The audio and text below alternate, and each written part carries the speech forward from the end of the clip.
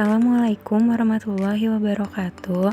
Salam sejahtera untuk kita semua. Kami dari kelompok 6 mata kuliah perpajakan 1 kelas A21D reguler sore A dengan dosen pengampu Bapak Rizal Zailani SEMM. Kelompok kami beranggotakan 2 orang, yaitu saya sendiri Cynthia Meliandana dengan NIM 0321053 beserta teman saya yaitu Sabrina Alisa Sapitri dengan NIM 0321055. Di sini kami akan membahas mengenai pajak penghasilan pasal 23. Yang pertama ada pengertian dari PPh pasal 23. PPh pasal 23 adalah pajak yang dipotong dari penghasilan yang diterima wajib pajak dalam negeri, termasuk bentuk usaha tetap yang berasal dari modal, penyerahan jasa atau kegiatan lainnya yang tidak termasuk dalam PPh pasal 21 dan dibayarkan oleh badan pemerintah, subjek pajak dalam negeri, penyelenggara kegiatan bentuk usaha tetap atau perwakilan perusahaan luar negeri. Lalu yang kedua ada pemotong PPh pasal 23, meliputi badan pemerintah, subjek pajak, badan dalam negeri, penyelenggara kegiatan, bentuk usaha tetap, dan perwakilan perusahaan di luar negeri lainnya. Selain itu, orang pribadi tertentu yang ditunjuk oleh Kepala Kantor Pelayanan Pajak juga menjadi pemotong PPh pasal 23. Seperti akuntan, arsitek, dokter, notaris, dan lainnya kecuali camat, pengacara, dan konsultan yang melakukan pekerjaan bebas. Penerima penghasilan yang dipotong PPh pasal 23 wajib pajak PPh pasal 23 adalah wajib pajak dalam negeri atau orang pribadi dan badan bentuk usaha tetap atau BUT. Lalu ada objek PPh pasal 23 mencakup penghasilan seperti dividen, bunga, termasuk premium, diskonto, dan imbalan terkait jaminan pengembalian utang, royalti, hadiah, penghargaan, bonus, dan sejenisnya. Juga termasuk sewa penghasilan sehubungan dengan penggunaan harta, imbalan jasa teknik, manajemen, konstruksi, konsultan, dan lainnya. Penghasilan yang dikecualikan dari pemotongan PPh pasal 23 meliputi pembayaran kepada bank, sewa guna usaha dengan hak opsi, dividen dari perseroan terbatas, dan bagian laba anggota perseroan terbatas, bagian laba anggota perseroan komanditer, dan penghasilan atas jasa keuangan pengalur penjaminan atau pembayaran. Lalu ada tarif PPh. Yang pertama, tarif 2% dari jumlah bruto. Tidak termasuk PPN untuk berbagai jenis penghasilan seperti sewa, jasa teknik, jasa manajemen, dan sebagainya. Lalu yang kedua ada tarif 3% dari penghasilan bruto, tidak termasuk PPN, untuk jenis-jenis penghasilan tertentu seperti jasa kurir dan biro perjalanan. Yang ketiga, tarif 4% dari imbalan seluruhnya yang dibayarkan, tidak termasuk PPN untuk beberapa jenis jasa konstruksi. Lalu tarif 4,5% dari penghasilan bruto, tidak termasuk PPN, untuk penghasilan jasa lainnya. Yang kelima, tarif 10% dari penghasilan bruto, bersifat final, untuk dividen yang dibagikan kepada wajib pajak dalam negeri. Yang keenam, tarif 15% dari jumlah bruto untuk beberapa jenis penghasilan seperti dividen, bunga royalti, dan hadiah penghargaan serta bonus. Selanjutnya yaitu ada perubahan terakhir dalam tarif PPh pasal 23.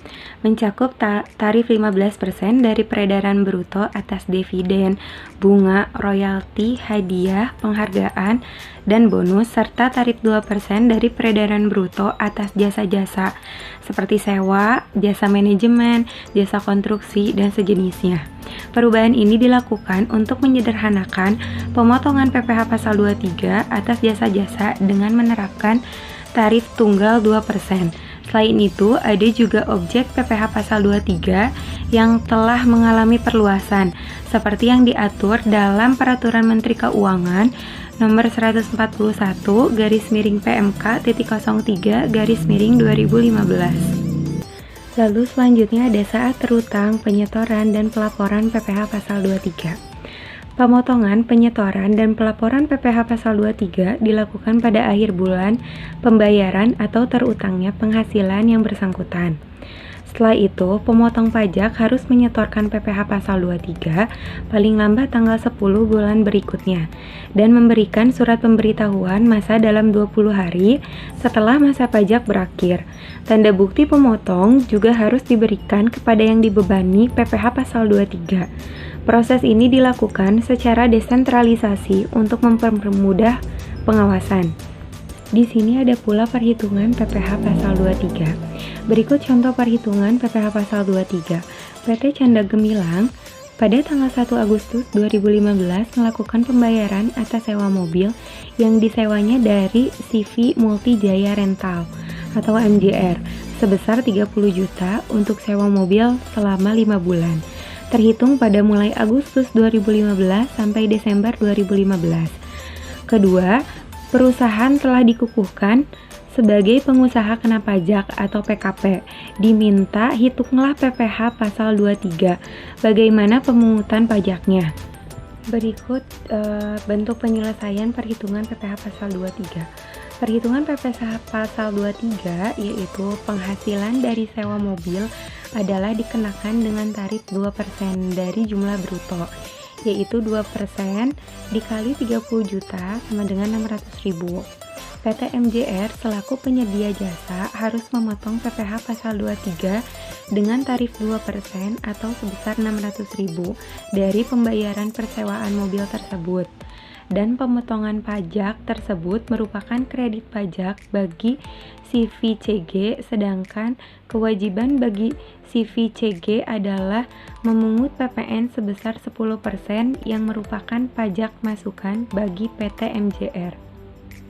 Selanjutnya yang terakhir yaitu ada summary and conclusion. PPh pasal 23 dikenakan oleh badan pemerintah, subjek pajak dalam negeri, dan lain-lain atas penghasilan seperti bunga, dividen, royalti, dan jasa tertentu. Tarifnya adalah 15% untuk dividen dan lain-lain dan 2% untuk jasa seperti sewa, manajemen, dan konsultan. Objeknya dihitung dari total penghasilan bruto dengan tarif yang berbeda. PMK nomor 141-PMK.03-2015 memperluas objek PPh pasal 23. PPh pasal 23 terhitung saat pembayaran, disediakan untuk dibayarkan atau jatuh tempo pembayarannya. Sekian penjelasan materi dari kelompok kami. Kami harap apa yang telah kami sampaikan dapat bermanfaat. Mohon maaf apabila ada kesalahan dalam penyampaian materi tersebut. Wassalamualaikum warahmatullahi wabarakatuh.